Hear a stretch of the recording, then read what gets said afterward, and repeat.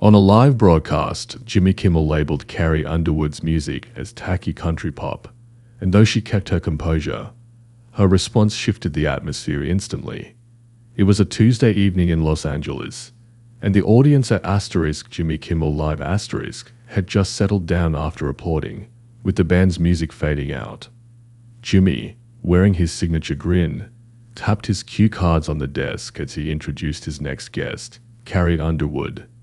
She appeared in a chic navy jumpsuit, her smile effortless and polished. Carrie strode out to roaring cheers, offered a modest wave to the crowd, gave Jimmy a warm hug like they were longtime pals, and took her seat with poise, legs crossed, exuding elegance under the bright studio lights. Jimmy kicked things off with his typical light-hearted chatter. "Carrie, you look like you just stepped out of a fashion magazine and into a rustic barn all at once," he teased. Carrie gave a soft laugh. "Well, thanks, I suppose," she said, brushing a stray hair behind her ear. The crowd chuckled, and for a few moments, the exchange felt like any standard celebrity interview. Breezy, fun, no tension.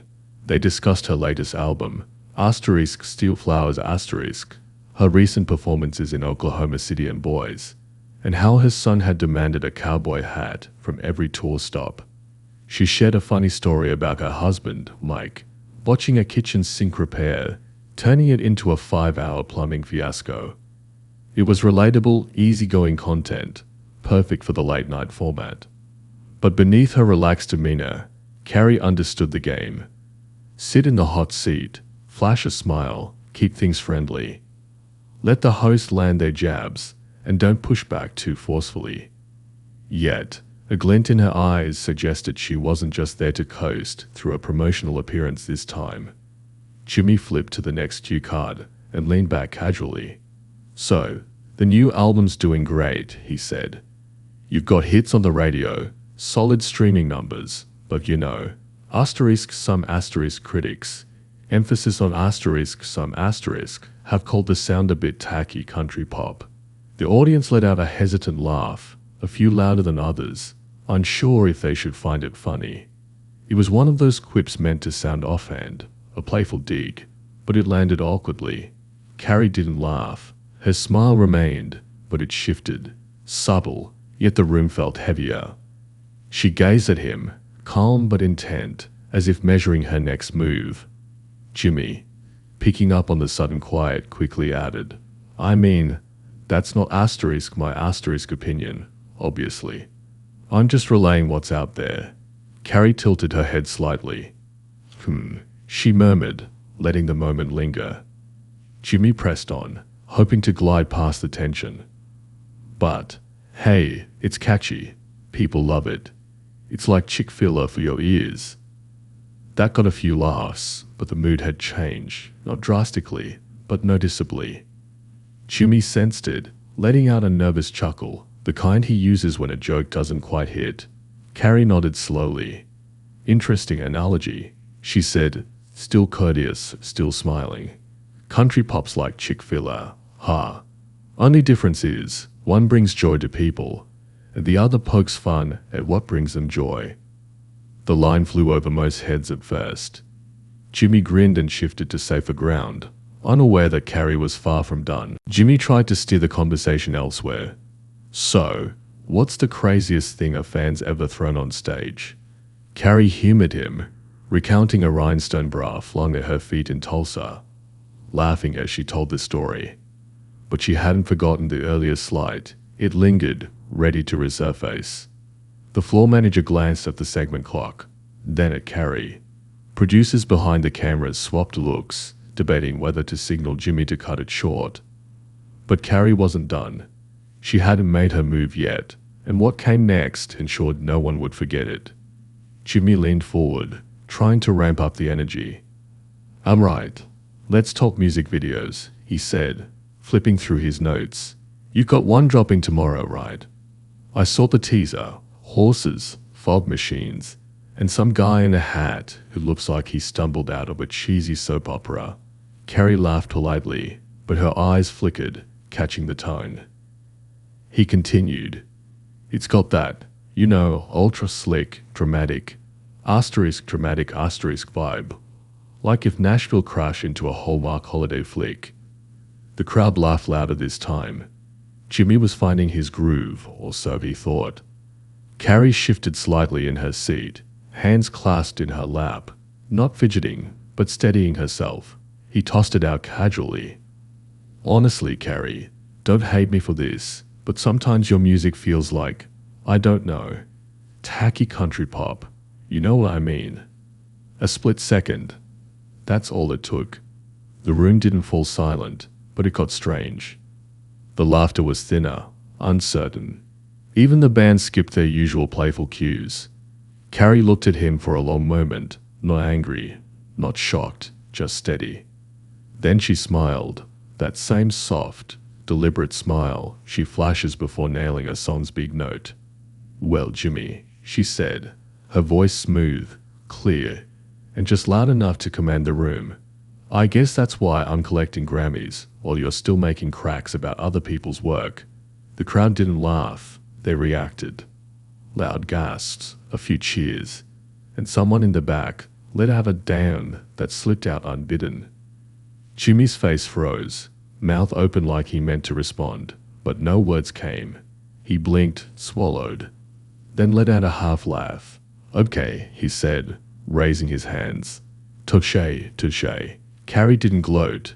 She leaned back, holding his gaze, smiling, like a parent who'd corrected a child, and didn't need to say it twice. Jimmy tried to recover. Look, I was joking, obviously. I mean, tacky. That's not what I meant. Your fans know I'm kidding, right? He glanced at the audience, fishing for support. A few uneasy chuckles responded, but the room had shifted. Carrie sat up straighter. It's fine, she said, brushing her hair off her shoulder. I've been called worse by better. The crowd erupted. The band jumped in with a cheeky jazz sting, almost mocking. Cameras caught Jimmy's frozen grin as he reached for his water mug, like it was spiked with hot sauce. He laughed again. You got some fire, Underwood. I like that. Carrie shrugged. I've got truth, Kimmel. Some folks aren't used to hearing you on air. The laughter turned genuine. People weren't laughing at a punchline. They were stunned by the raw, unscripted moment. Jimmy floundered, tried to salvage it. Look, I'm a fan, I swear. Carrie's smile warmed. Then maybe act like it next time. Jimmy let the silence settle, no quip to hide behind. The audience felt it. Something real had unfolded, and millions would soon feel it too. As the segment limped on, Jimmy fumbled the next question, shuffling his cards like he hadn't lost the room. So, this album, asterisk Steel Flowers asterisk, it's your 10th studio album. Carrie corrected smoothly, 11th, with a hint of pride. But it's okay. I know country pop math can be tricky. The crowd laughed lightly, not cutting. Even Jimmy gave a real laugh, admitting defeat. All right, I think we're learning tonight that you're not someone to mess with. Carrie smiled warmly. I think we're just learning it's okay to stand up for yourself when someone tries to shrink you. The audience clapped, steady, respectful, lingering. Jimmy leaned into it. People think this job's easy. Crack jokes, flirt, poke fun. But sometimes I forget you're real people with pride in your work. It felt sincere. Carrie softened. I don't mind jokes. I laugh at myself plenty. But don't aim low. That's when it stops being funny. Backstage, the crew was wide-eyed. The director signaled, stay on them, no commercial. This was raw human, set to explode online. It did. Clips spread fast. An audience member's shaky video captioned, Carrie Underwood shut down Jimmy Kimmel in 8 seconds flat, went viral. Another tweet, when a woman underestimated her whole career says enough, watch out. The band closed with Dolly Parton's asterisk 9 to 5 asterisk, and Jimmy laughed. He knew he'd messed up. Carrie thanked the crew, shook hands, and left quietly. Let's go, y'all. I've got a flight. In the green room, an intern said, I didn't expect that. The producer grinned. Carrie's different. Fans outside replayed the clip. By Carrie's hotel arrival, her phone buzzed. Her manager texted, "You broke the algorithm." Twitter trended hashtag Carrie claps back, hashtag country queen. Memes of Jimmy's stunned face flooded TikTok. People loved its honesty. Jimmy stayed silent, no PR spin. This wasn't outrage, it was truth live. Carrie watched the clip once, then closed her laptop. "Let's sleep," she told her assistant. By 7 a.m., her name dominated feeds. Asterisk Good Morning America asterisk said, "Carrie proved you don't need to shout to set a standard." Journalists called, "Not about the album, but about women drawing lines with poise." Asterisk Variety asterisk Billboard asterisk ran pieces. Carrie didn't snap, she strategized. Carrie posted an Instagram story, a mug saying, "Make them uncomfortable with kindness." Comments poured in. "Queen move." Jimmy's next show avoided her mention. The audience laughed cautiously. A producer tweeted, "That was about respect. Carrie nailed it." A journalist wrote, "Carrie clarified the room." Comedians urged retiring tacky as a women's work punchline. Carrie's victory was reclaiming her story. She'd smiled through jabs before, but not this time. Fans buzzed. "Been with Carrie since asterisk Jesus. Take the wheel asterisk. Prouder now." New fans like a Portland punk streamed her discography. Respect is respect. Nashville's WKQR-FM said, "Carrie won't say it twice."